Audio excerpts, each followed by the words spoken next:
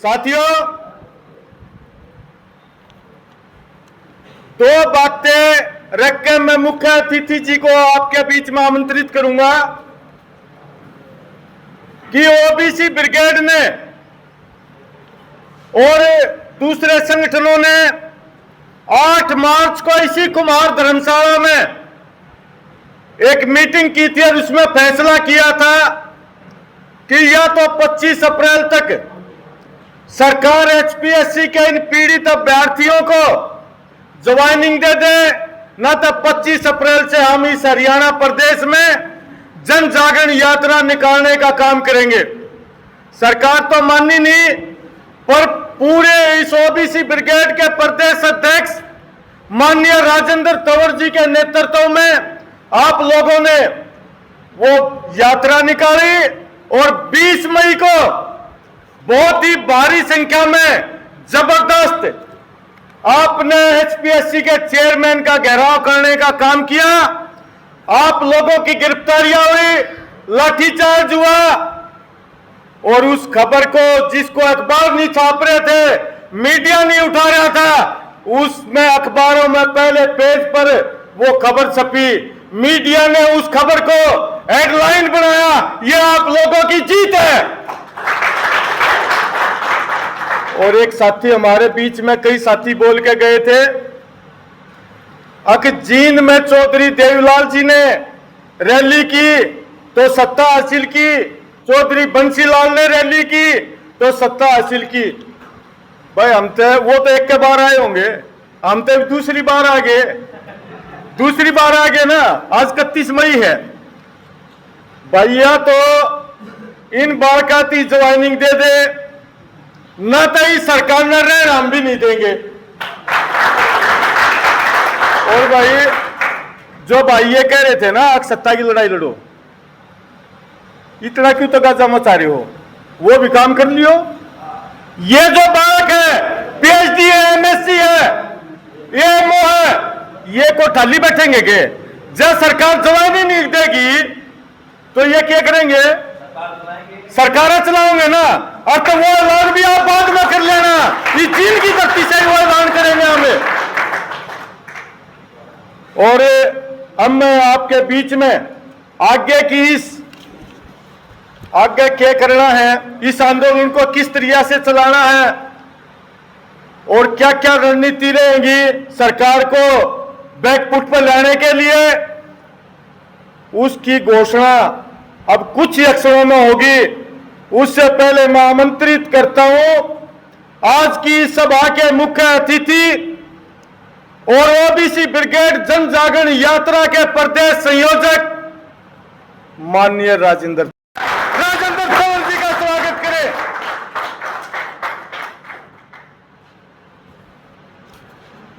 बाबा साहब डॉक्टर भीमराव अंबेडकर,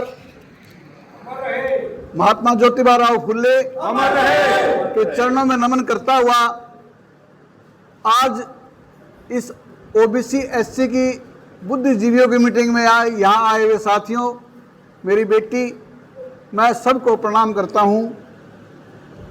इस मीटिंग में साथियों दो बातें उभर करके आई। एक बात उभर के आई कि हमारे जो बच्चे एचपीएससी द्वारा प्रताड़ित किए गए हैं उनको नौकरी दिलवाना, और दूसरी बात उभर के आई कि सत्ता पे कब्जा करना। आंदोलन से ही साथियों राह निकलती है।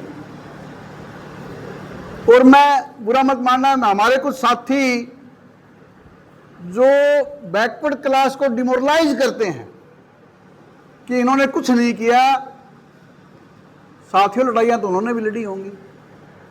वो लड़ाइयां लड़ी हैं जब तो हम आगे आए हैं। जब मंडल कमीशन की रिपोर्ट की घोषणा हुई तो यहां पर जो तांडव हुआ, पेड़ काटे गए, बस चलाई गई, रास्ते जाम किए गए, उस टाइम ओम प्रकाश चौटाला जी मुख्यमंत्री हुआ करते थे। उन्होंने एक बात कही थी कि मुझे इन जलती हुई बसों का धुआं दिल्ली में दिखना चाहिए, और उस दिन हमने कसम खाई थी कि ओम प्रकाश चौटाला जी शायद इन जलती हुई बसों का धुआं तो आपको ना दिखे, लेकिन आपका धुआं हम आपको जरूर दिखला देंगे, ये हमारी कसम है। और उसके बाद साथियों 2002 तक 2098 तक वो आदमी मुख्यमंत्री नहीं बना। और हमारे ही कुछ आदमी जब बंसीलाल सरकार से गद्दारी कर करके आए, उसमें हमारे चौधरी जगन्नाथ जी थे, राजकुमार सैनी जी थे और दूसरे साथी थे, उन्होंने ही उसको दो फाड़ करके चौटाला को वापस मुख्यमंत्री बनाया। आज भी हमारे बच्चों को जवानी नहीं दी जा रही। साथियों, अगर ये सरकार जिद्दी है तो जिद्दी फिर हम लोग भी हैं, हम इस सरकार को रहने नहीं देंगे साथियों। और आंदोलन से ही राजनीति निकलती है। कभी आप ये सोचो कि आज राजनीति कर लो हम सरकार बना लेंगे, साथियों नहीं हो सकता। इसी आंदोलन से राजनीति निकलेगी, इसी आंदोलन से। क्यों? क्योंकि ये मुद्दा ना एससी का है, ना बीसी का है, ना जनरल कैटेगरी का है, बल्कि हरियाणा के हर उस आम आदमी का है जो इससे पीड़ित हैं। हमारे अंदर अभी इतनी ताकत नहीं है कि हम अपनी पार्टी बना करके सत्ता पे काबिज कर हो जाएं, क्योंकि उसके लिए साधन बहुत चाहिए, पैसा बहुत चाहिए, बुद्धिजीवी बहुत चाहिए। लेकिन एक विश्वास दिलाता हूं, आप 3 साल तक साथियों काम कर लो, हरियाणा में आने वाली सरकार आपकी होगी। कारण क्या है? आज ये जो एसपीएससी का मुद्दा है, ये कैटेगरी सर्टिफिकेट का मुद्दा है, जो ये लोग हमारे बच्चों को नौकरियों से बाहर कर रहे हैं, और ये सिर्फ क्लास 1 और क्लास 2 में नहीं है साथियों, ये क्लास 3 और क्लास 4 में भी आ गया है। अभी 5500 भर्तियां निकली हुई हैं पुलिस की, देखिए आपने। उस 5500 भर्तियों में जो सीईटी की जो लिस्ट आई, जनरल कैटेगरी की कट ऑफ लिस्ट है 52% की, और ओबीसी की और एससी की लिस्ट है 59% की। फिर इस आरक्षण का मतलब क्या हुआ? जब हमें उनसे ज्यादा नंबर ही लेने हैं तो फिर आरक्षण किस बात का भाई? फिर ओपन कर दो सारी की सारी सीटों को। हमें आरक्षण चाहिए क्योंकि हमें जाति के नाम पे हमारा शोषण किया गया है, हमारा शोषण एससी और बीसी के नाम पे किया गया है, तो हमें आरक्षण चाहिए साथियों। और उस आरक्षण के कारण ही आज जो 15% आरक्षण ओबीसी का है क्लास 1 और क्लास 2 में, जब मंडल कमीशन रिपोर्ट का फैसला आया इंदिरा साहनी वर्सेस भारत सरकार के नाम से, उस टाइम यहां हरियाणा में चौधरी भजनलाल जी मुख्यमंत्री हुआ करते थे। उस फैसले में यह था कि स्टेट गवर्नमेंट 3 महीने के अंदर अंदर एक आयोग बनाएगी और वो आयोग 1 महीने में रिपोर्ट देगा और तुरंत प्रभाव से उसको लागू किया जाए। ये सुप्रीम कोर्ट का आदेश था। लेकिन यहाँ चौधरी भजनलाल, जो अपने आप को नॉन जाट का नेता कहते थे, जो अपने आप को एससी और बीसी का नेता कहते थे, उस आदमी ने 2.5 साल तक उस आयोग का गठन नहीं किया। मेरे एससी के भाई बैठे होंगे, उस टाइम भी लड़ाई हमने लड़ी थी भाई, सड़कों पे आके लड़ाई लड़ी थी, रास्ते जाम किए थे, रोड रोके थे, रेलवे तक रोकी थी हमने, तब जाकर के ये 27% आरक्षण आपका क्लास 3 और क्लास 4 में हुआ था। लेकिन हमारे साथ गद्दारी क्या हुई कि क्लास 1 और क्लास 2 में सिर्फ 10% ही रख दिया और 5 बिरादरियां उसमें और शामिल कर दी। जो 10% हमारा क्लास 1 और क्लास 2 में था, उसमें संख्या तो बढ़ा दी जाती होगी, लेकिन हमारा आरक्षण नहीं बढ़ाया। जब 14 में कांग्रेस पार्टी सारी सीटें हार गई लोकसभा की, तब उसको ये लगा कि हाँ अब इनको कुछ देना पड़ेगा, तब हुड्डा साहब ने उसको 10 से लेकर के 15 किया। मैं कहूँ 27 क्यों नहीं किया भाई? जब सुप्रीम कोर्ट का फैसला है 27 क्यों नहीं किया? साथियों, एसपीएससी का मुद्दा है, इसको हम आखिरी अंजाम तक ले जा करके रहेंगे, चाहे इसके लिए हमें कुछ भी करना पड़े। दूसरी बात, गिराव किया, अभी कुछ बातें लिपट गया है, अभी आप जो ना जिलों में प्रदर्शन करो, आप जो ना कमिश्नरी पे प्रदर्शन करो। साथियों, ये साथी बैठे हैं, विद्यार्थी भी बैठे हैं, और आप भी बुद्धिजीवी हो। जब तक भाई इनका लठ नहीं दोगे ना, ये थारा काम को नहीं करा, कितना ही कोशिश कर लो। और लठ देने के लिए भाई एक एक सुझाव है मेरा, तो अगर मानो तो, कि हम अगस्त के महीने में एक न्याय जो ना वो महापंचायत बुलाएं यहाँ पर हरियाणा में, उसमें एससी के संगठन भी हों, बीसी के संगठन भी हो, और जो जनरल कैटेगरी के जो विद्यार्थी इसमें एस्पिरेंट हैं या जो और साथी हैं हमारे, आम आदमी जो है उसकी भागीदारी हो। भाई 3000 आदमियों की हम पंचायत करना चाहते हो, बताओ भाई आप सहमत हो या नहीं? सहमत हो?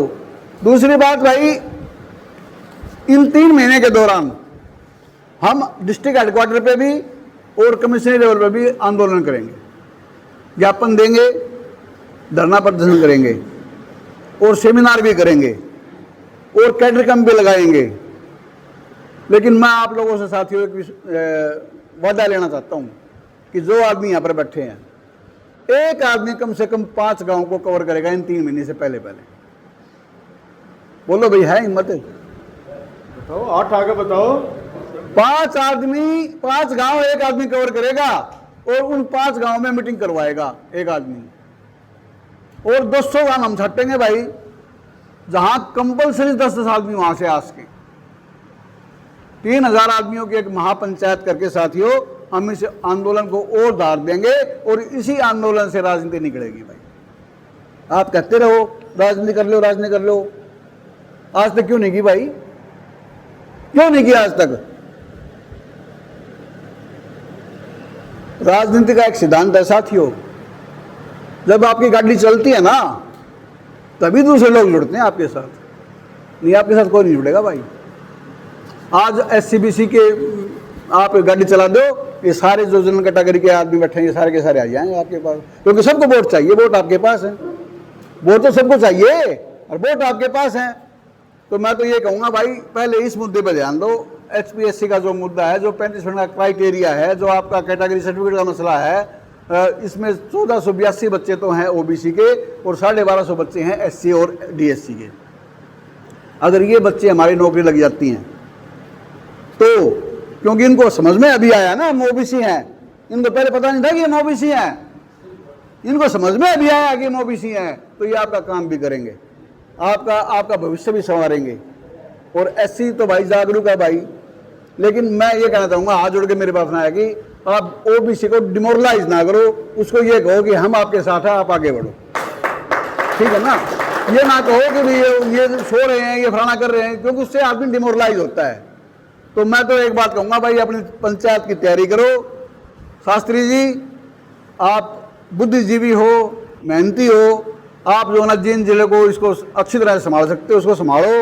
और एक आदमी, शास्त्री जी पीछे बैठे हैं, 5-5 गांव कम से कम कवर करो, जहां हमारी मीटिंगें, बढ़िया मीटिंगें हो सकती हैं, वहां हम कैडर कैंप भी लगाएंगे और वहां हम लोगों को समझाएंगे, ताकि हमारे। और भाई एक बात और, उस पंचायत में जो आप यहाँ बैठे हुए सारे के सारे अपनी अपनी धर्मपत्नियों को साथ लेकर के आओगे, ये वादा करो भाई। बोलो भाई, करो, आओगे कि नहीं आओगे? अपनी अपनी बीबियों को साथ लेके आइए भाई, सारे के सारे। उसको डाल कर दियो, क्या हो गया? डाल कर दियो, वो तो हटा दियो। आखिर में एक बात कहता हुआ,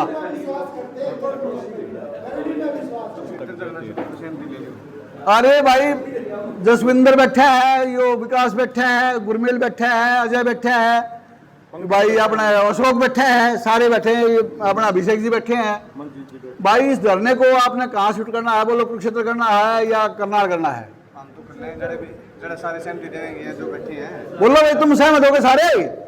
उस सेंटर में सहमत हैं जी सारे। चर्चा कर, सोच के बता देंगे। तो आपस में इकट्ठे, लेकिन जो दबाव जो बना हुआ ना हमारा, जो हमारा दबाव बना हुआ ना सरकार के ऊपर, इस दबाव को कम नहीं होने देना बिल्कुल भी हमने, ठीक है ना? इस दबाव को हमने कम नहीं होने देना। इसका फैसला आप गुरमेल जी कर लेंगे, कोई बड़ी बात नहीं। एक बात कहता हुआ कि कल तक जो तेरा था आज पराये का है, यही हाल तेरी शहर की सराय का है, तभी तो तुम मार खाते हो बरखुरदार, तुम्हारी फौज का कप्तान किराए का है। इस किराए के कप्तान को हटाना पड़ेगा भाई, और हमने हटाया भी है।